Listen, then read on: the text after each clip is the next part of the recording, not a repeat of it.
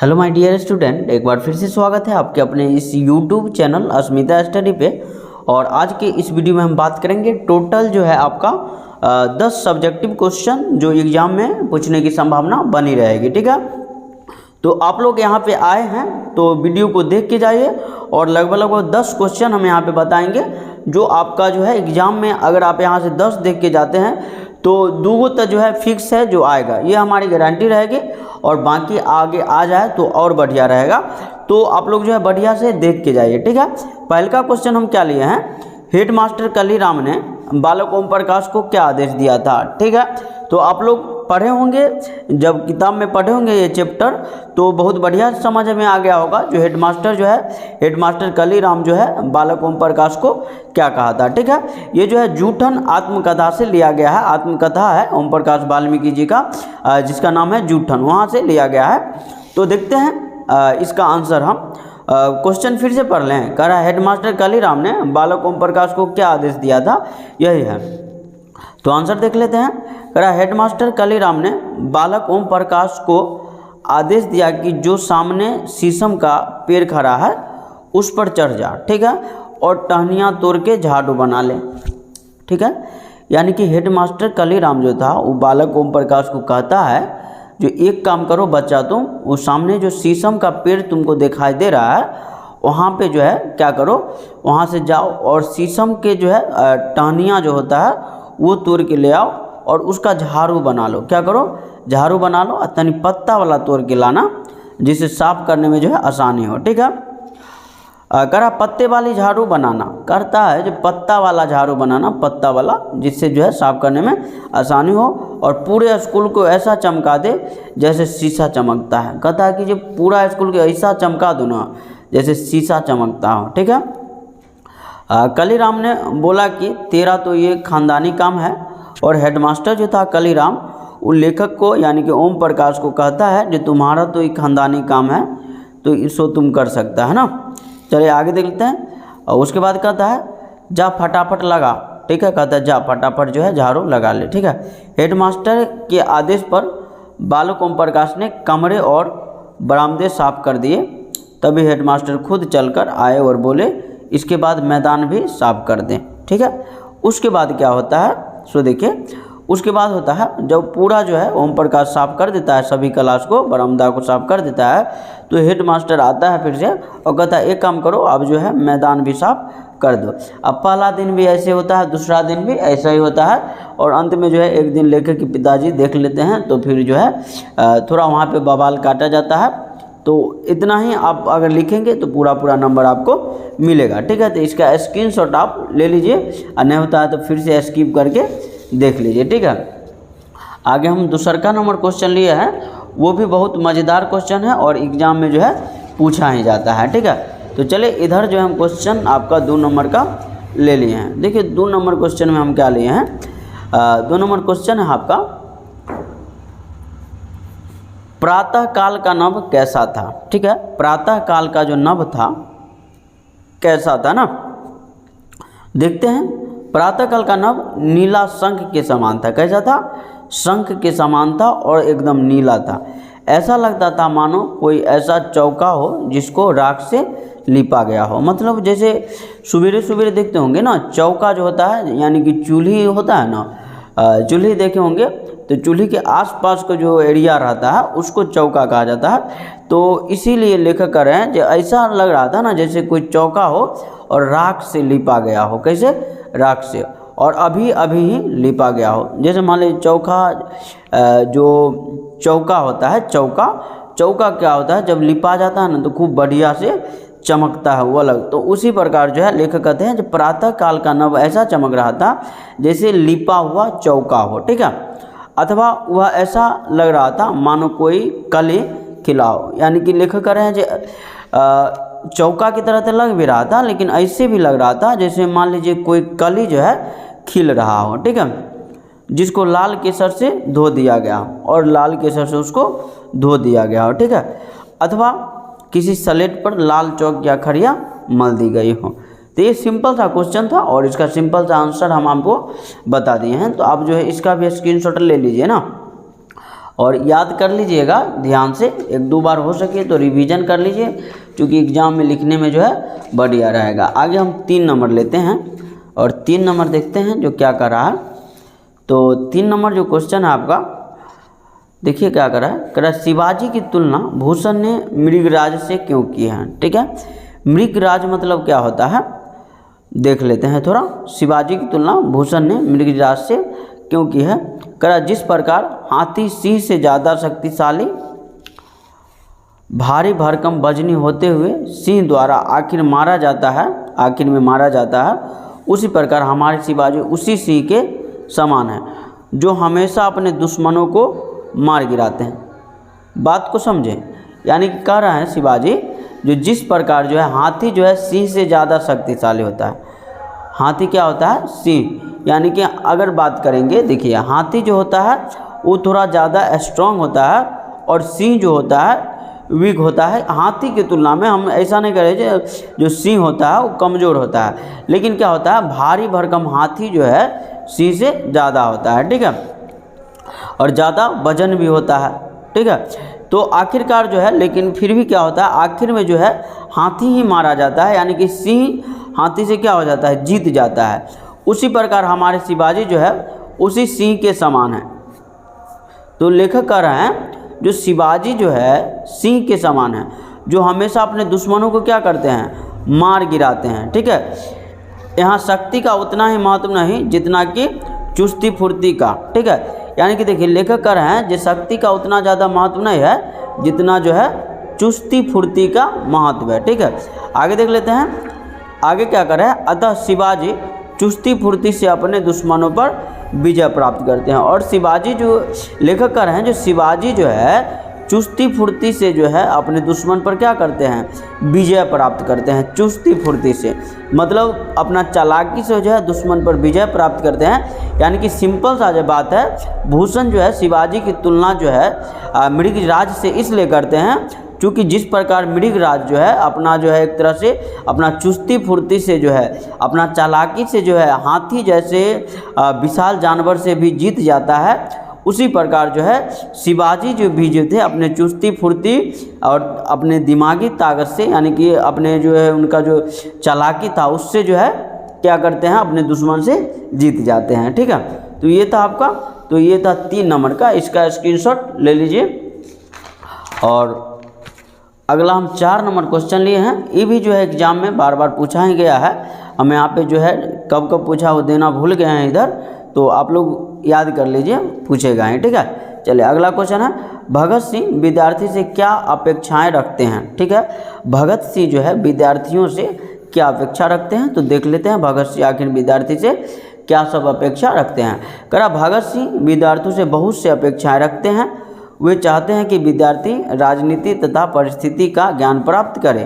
ठीक है, यानी कि भगत सिंह जो है विद्यार्थी से बहुत सारा अपेक्षा रखते हैं और भगत सिंह चाहते हैं जो विद्यार्थी जो है राजनीति का ज्ञान जो है प्राप्त करें। ठीक है, और राजनीतिक परिस्थिति को समझें, उनके सुधार के उपाय सोचने का ज्ञान पैदा करें और उसमें जो राजनीति में जो खराबी नज़र आ रहे हैं उसमें सुधार करने का ज्ञान प्राप्त करें।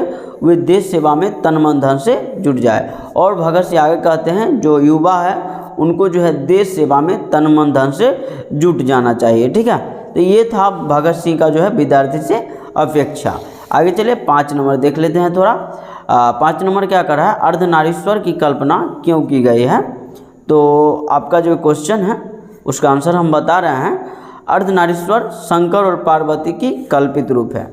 अर्धनारीश्वर जो है भैया मेरे शंकर और पार्वती की क्या है, कल्पित रूप है, जिसका आधा अंग स्त्री और आधा अंग किसका है, पुरुष का है। ठीक है, एक ही मूर्ति में 2 आँखें हैं, एक ही मूर्ति के 2 आँखें, एगो शिव का है एगो पार्वती का है। ठीक है, एक ही मूर्ति के 2 भुजाएं, एक में त्रिशूल उठाए एवं दूसरे के हाथों में चूड़ियाँ। ठीक है, एवं एक ही मूर्ति के 2 पाँव, एक ही मूर्ति के 2 पाँव हैं, एक ही मूर्ति के 2 हाथ हैं। इसमें एगो में त्रिशूल है और एगो में क्या है, दूसरी में चूड़ियाँ हैं, एक में त्रिशूल है। एक ही मूर्ति के 2 पाँव है, एक में जो है जालीदार साड़ी से ढका हुआ है और दूसरा जो है बागंबर से ढका हुआ। बागंबर जो बाघ का छाल होता है उससे ढका हुआ है।